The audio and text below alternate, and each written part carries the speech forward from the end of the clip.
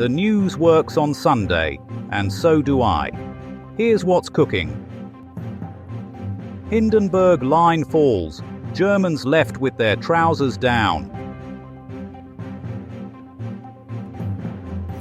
Mays to September. Fish of the century still uncaught. And Russians finally realize they're radioactive. Plus, coming up after the break, a long-haired Brazilian man gets a trim. That's all for this evening's news transfer. Newsbang, setting the record straight by lighting it on fire. 19 anti-18. Breaking news from the Western Front. The British Fourth Army has punched through the German Hindenburg Line like a hot knife through schnitzel. In a daring move that can only be described as bonkers, Allied forces stormed the St. Quentin Canal, catching Jerry with his lederhosen down. Eyewitnesses report scenes of utter chaos as British tanks rolled through German defences, flattening everything in their path, including several prize-winning vegetable gardens. Private Nigel Wobblesworth of the 5th Tickle Regiment described the assault. "It was like a bloody circus. We had tanks doing wheelies, artillery shells whizzing about like fireworks, and Fritz running around like headless chickens." German soldiers were reportedly so shocked by the attack that many surrendered immediately, while others attempted to swim across the canal using their helmets as flotation devices. One captured officer, Hans von Sauerkraut, lamented, "We thought our Hindenburg Line was impenetrable. How were we to know the British would cheat by using tanks and artillery?" Military experts are hailing this as a turning point in the war, predicting that Germany will now crumble faster than a stale pretzel. As one general put it, "The Hun is on the run, and we've got them by the bratwurst." 1954. In a shocking display of athletic prowess and blatant disregard for the laws of physics, Willie Mays has committed what can only be described as a criminal act against gravity. Eyewitnesses report that Mays, in full view of thousands, defied the fundamental forces of nature to snatch a baseball from its rightful trajectory. The incident occurred during what was supposed to be a civilized game of catch between grown men in pajamas. Instead, it devolved into a spectacle of superhuman feats and wanton destruction of sporting equipment.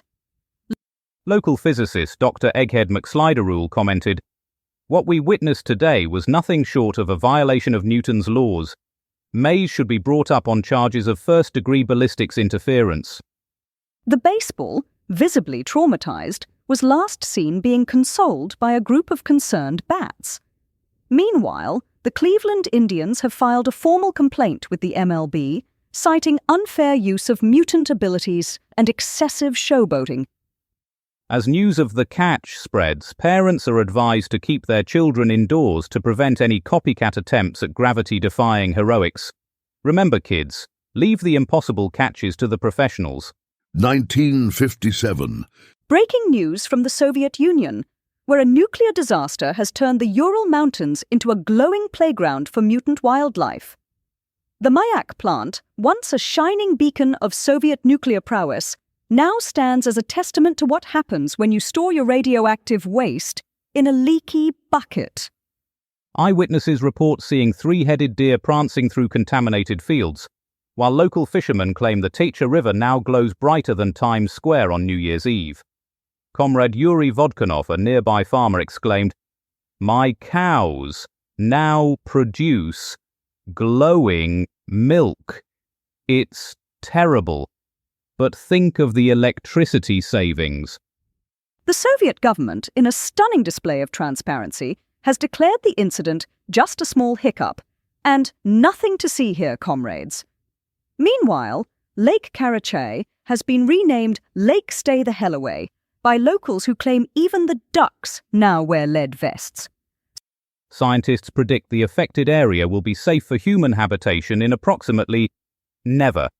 But on the bright side, Soviet officials proudly announced that the Mayak region now leads the world in glow-in-the-dark mushroom production.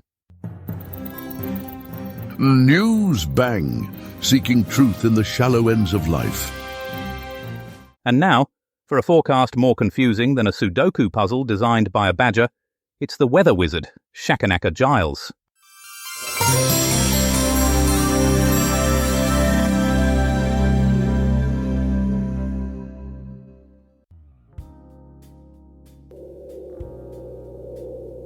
Good evening, viewers. Over in Crisp Cove, a morning frost so thick you could skate on it. Then sunshine hotter than a vicar's collar in August, followed by, yes, you guessed it, torrential rain. A classic British day out, folks. The King's Wums. Gale Force Gulch, living up to its name today. We're talking Gale Force winds, folks. The sort that could blow your whippet into next week. And watch out for those scarecrows. They'll be doing the can-can in the wind. And finally, in Drizzledale, well, it's drizzling, not exactly a shocker, is it? But here's the twist. Those raindrops are the size of gobstoppers. So grab a hard hat and watch your step, folks. And that's all the weather.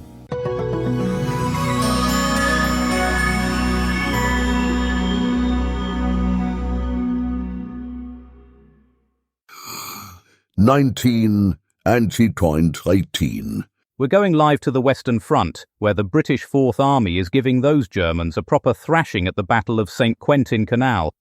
They've smashed through the Hindenburg Line like a bull in a china shop, and the Jerrys are running for their lives. We go now to our man on the front lines, Brian Bastable, who's dodging shrapnel and shell shock as we speak. Brian, what in blazes is going on? Martin, it's a scene of absolute pandemonium here. Imagine a rugby scrum in a sausage factory during an earthquake. The air is thick with smoke, the stench of cordite, and the sound of bagpipes playing a particularly mournful lament for the soon-to-be deceased. Those British lads are like terriers on heat, Martin. Their tanks crunching through the German lines like a steamroller through a pastry shop. The Jerrys are fighting back, but they're outnumbered, outgunned, and frankly, out of luck. I just saw a bloke lose his helmet to a stray bullet, and he's now using a frying pan as a replacement. It's that kind of day. The Hindenburg Line, once thought to be impregnable, is now looking about as solid as a wet tissue. The British are pouring through the gap like shoppers at a Boxing Day sale, and the Germans are retreating faster than a politician caught with his hand in the cookie jar. This is a turning point in the war, Martin, a day that will be etched in the annals of history.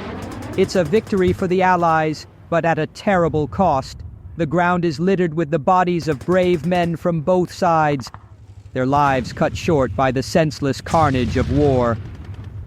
This is Brian Bastable, Newsbang, signing off from a battlefield where the only winners are the crows feasting on the fallen.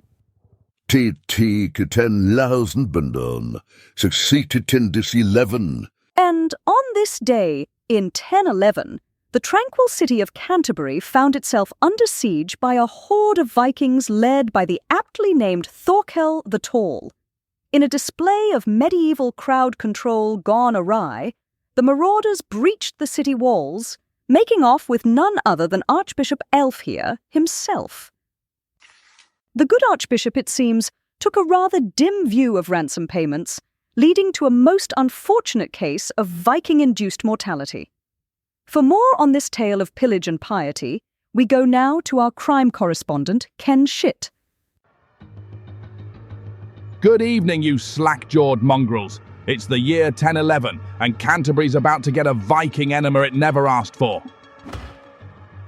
These longboat-loving lunatics have been circling Canterbury like sharks in a kiddie pool for weeks, led by Thorkel the Tall, a man so vicious he makes Attila the Hun look like a preschool teacher with a time-out fetish. After 3 weeks of siege, that felt longer than a monk's dry spell. These Norse nutjobs finally breached the walls. They poured into Canterbury like ale into a drunkard's gullet, leaving a trail of carnage that'd make the devil himself reach for the smelling salts. But wait, there's more. These fjord-sniffing fuckwits nabbed Archbishop Elfhere, the holiest of holy men this side of Jesus H. Christ. They're holding him for ransom like he's a prized pig at the county fair. Now Canterbury's under new management, and let me tell you, it ain't pretty.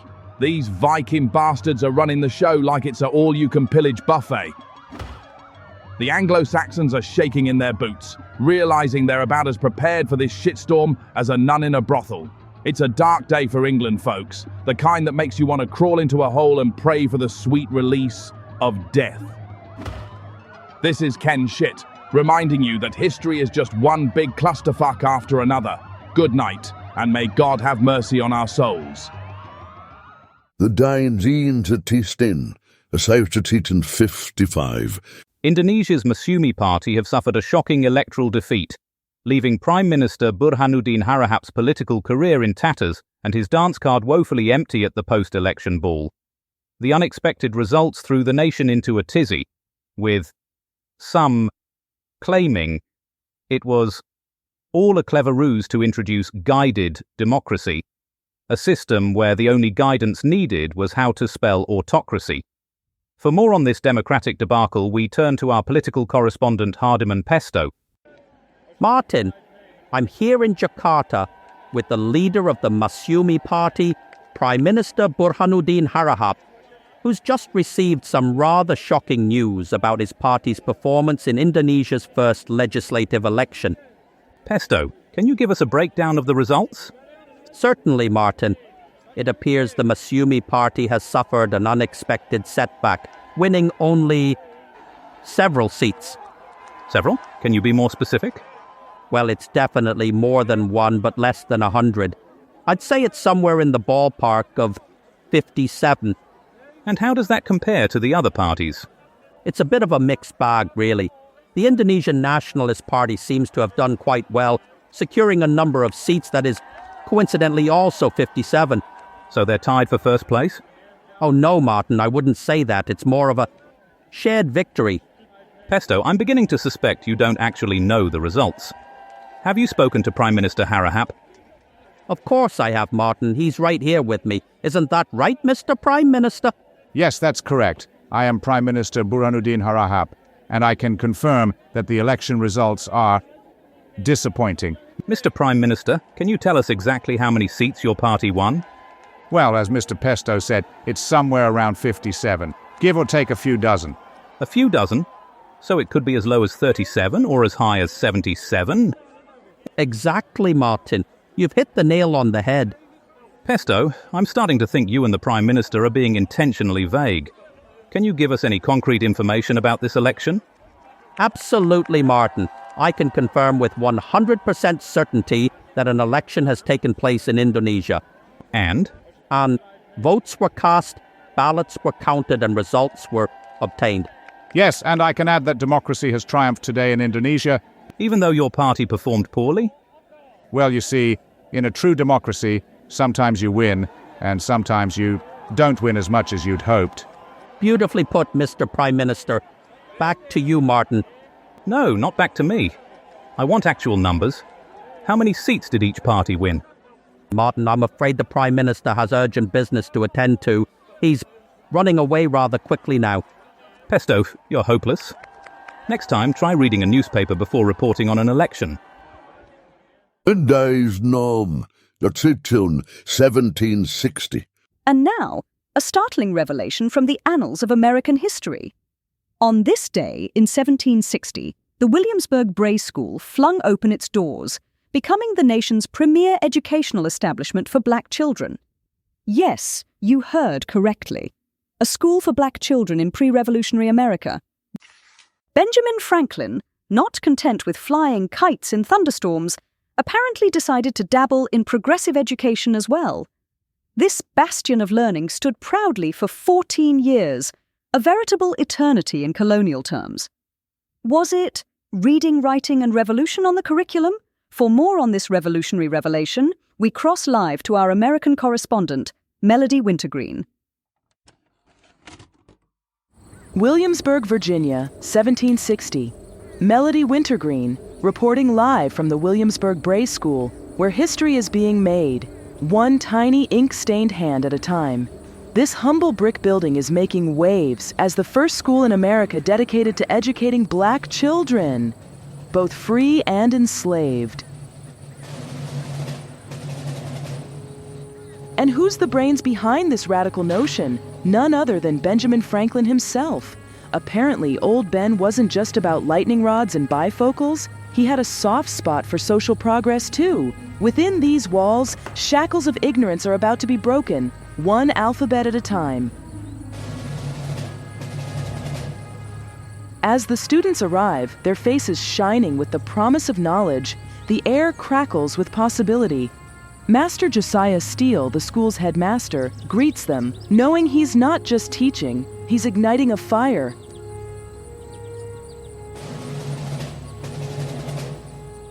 The curriculum? A mix of practical skills and subversive knowledge. Reading, writing, arithmetic, and a dash of Anglican faith. These kids are learning more than just how to cipher. They're learning how to claim their place in a world that tries to deny them. And the naysayers, those who scoff at the idea of educating black children, their voices are drowned out by the symphony of learning, the scratch of chalk, the rustle of pages, the laughter of children discovering the world through words. As the sun sets on this groundbreaking day, one can't help but wonder what seeds are being sown here. Will these children grow into towering trees of change, their roots planted firmly in the fertile ground of education? The Williamsburg Bray School. Not just a school, but a beacon of hope, a testament to the power of education to overcome ignorance. Melody Wintergreen, Newsbang News, at the birthplace of a revolution that started not with a bang, but with a book. Newsbang, the first place to get the news that's actually newsworthy. 1954. And now, for a journey back to the halcyon days of 1954, where baseball reigned supreme, and the New York Giants faced off against the Cleveland Indians in a World Series for the ages. Here's Ryder Boff with his unique perspective on Willie Mays' legendary catch.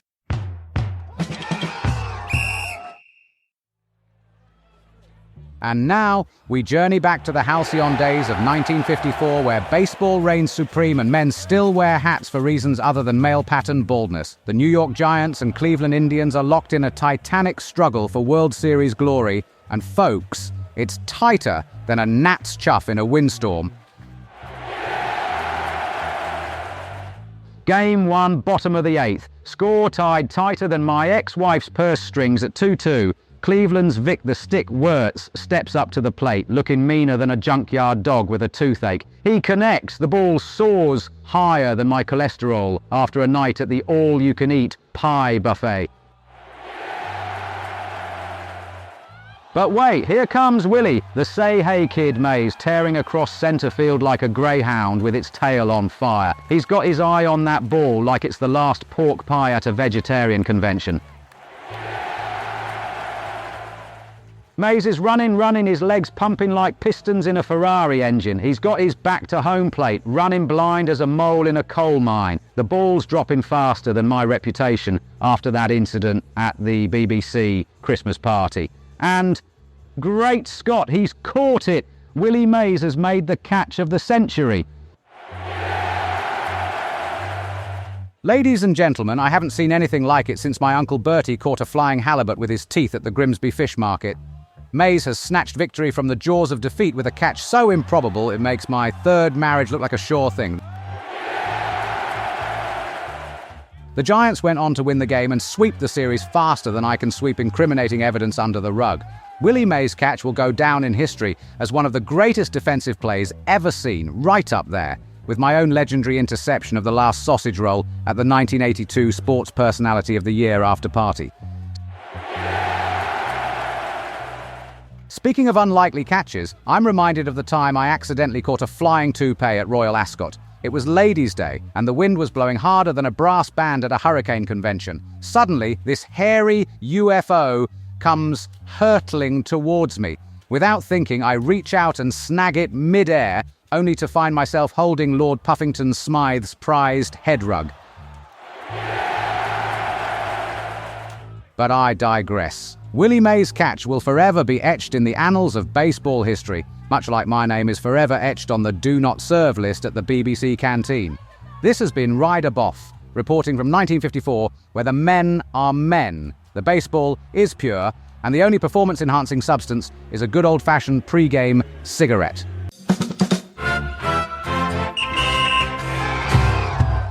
And now, for an environmental report more devastating than a slug infestation in a lettuce patch, it's Penelope Wind Chime.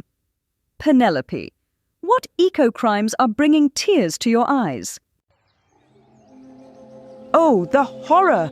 Tonight, viewers, we journey to Singapore, where a heinous crime against nature has been committed. A long-lost British fort, peacefully slumbering beneath the earth, rudely awakened by archaeologists.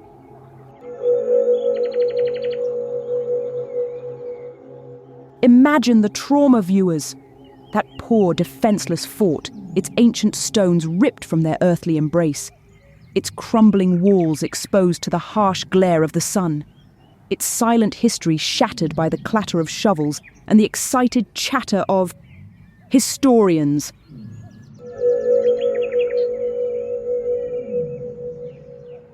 And now, those heartless bureaucrats can't even decide what to do with the poor, traumatized fort. Leave it be, I say. Let the earth reclaim its own. This has been Penelope Windchime, urging you to respect the slumbering past. Put down your trowels, step away from the ruins, and let the earth heal. And now, a traffic report that's more tangled than a plate of spaghetti in a wind tunnel. It's Polly Beep. Hello, my little speed demons. Polly Beep here, with a traffic report more baffling than a sat-nav voiced by Stephen Hawking. First up, a mid-air love story over Australia. 2 RAAF planes have gone and gotten themselves hitched at 30,000 feet, one stuck to the other like a love-struck limpet. Apparently, the pilots are sharing a flask of tea and figuring out how to land this airborne conga line. Fast forward to Brazil, where things are a bit less romantic. 2 jets have had a bit of a coming together over the Amazon. Turns out one of them fancies itself a bit of a wing clipper. Not ideal for in-flight comfort, I'd say. And back in Blighty, the M25 is at a standstill thanks to a herd of protesting elephants. They're demanding more peanuts at motorway service stations, and frankly, who can blame them? 1990. Calamity Prendeville is here with a report on the unexpected British origins of a famous American fighter jet.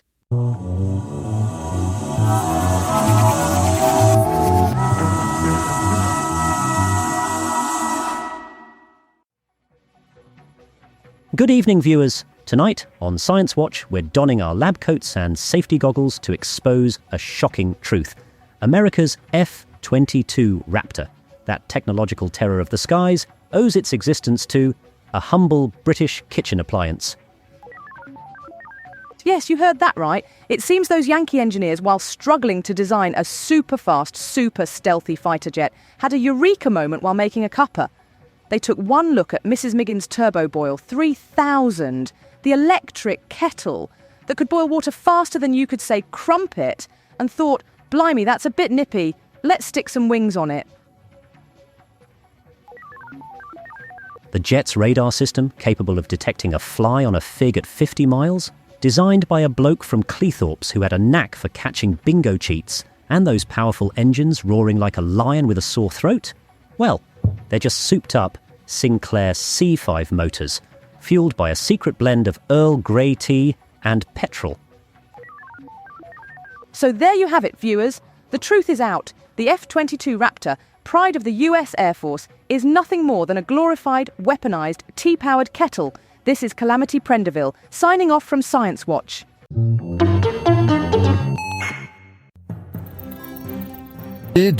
Newsbang, holding a broken compass, navigating to the heart of truth.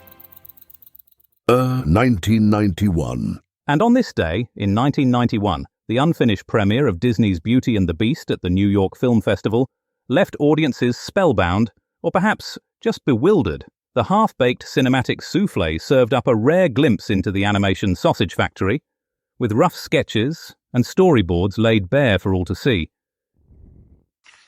This unintentional peek behind the curtain apparently charmed the festival goers, who were either genuinely impressed or simply too polite to walk out. For more on this partially animated tale, we go to our culture correspondent, Smithsonia Moss. Now, at this point of the evening, we welcome listeners on FM who've just joined us.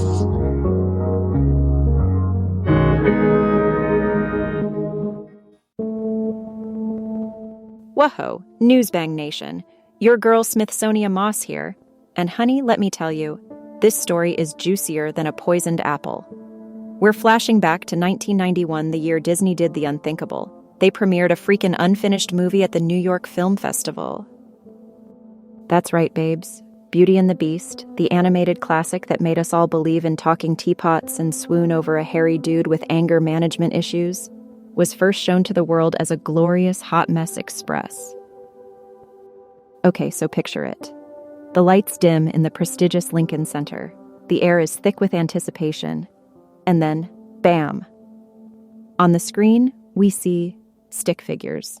Yeah, you heard me right. Stick figures.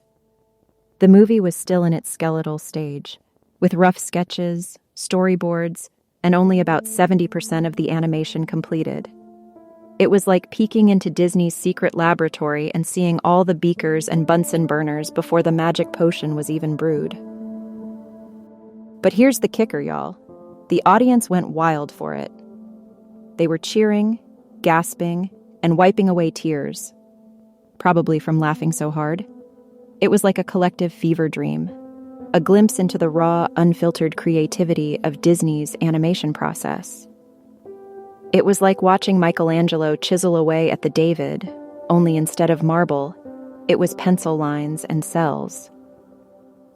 Now, those poor Disney execs must have been sweating bullets, honey.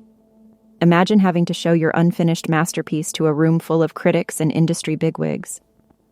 They were probably hiding under their seats, muttering, "Please don't notice the missing backgrounds. Please don't notice the unfinished character designs." But the response was overwhelmingly positive. People were captivated by the story, the music, and the sheer audacity of it all. And let's be real. This accidental premiere was a stroke of genius. It created a buzz louder than a swarm of enchanted bees, and when the finished film was released a few months later, it was already a cultural phenomenon. It became one of the most beloved animated movies of all time, and honestly, I think that unfinished premiere played a big part in its success. It was like a sneak peek into the magic, a taste of the fairy tale before the spell was fully cast. So, there you have it, folks.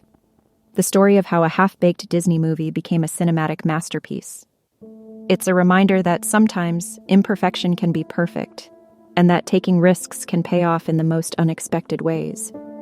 And, let's be real, it's a hell of a lot more entertaining than watching those cookie-cutter, predictable movies that Hollywood churns out these days. Whoa! Edma Newsbang. I'm like a brain. I always find a way to work my buns off. And just time to have a look at tomorrow's papers. The Times, Internet bosses get own home. That's on page 3. The Mail, Russian bandits give Germans the slip. There's a photo there of a bloke with a moustache. The Express lead with leaders meet to carve up Czechoslovakia. There's a cartoon there of a man holding a knife. The Guardian go with MP's son lost on the tube. No surprise there. And the Telegraph, drought to hit bread prices. There's a picture there of a slice of bread. That's it. I must remind you that yesterday's announcement about an early warning system for volcanic eruptions was an error. The early warning system does not exist. That's all from us this evening. Tune in next time for more artificially intelligent hilarity. Newsbang is a comedy show written and recorded by AI. All voices impersonated. Nothing here is real. Good night.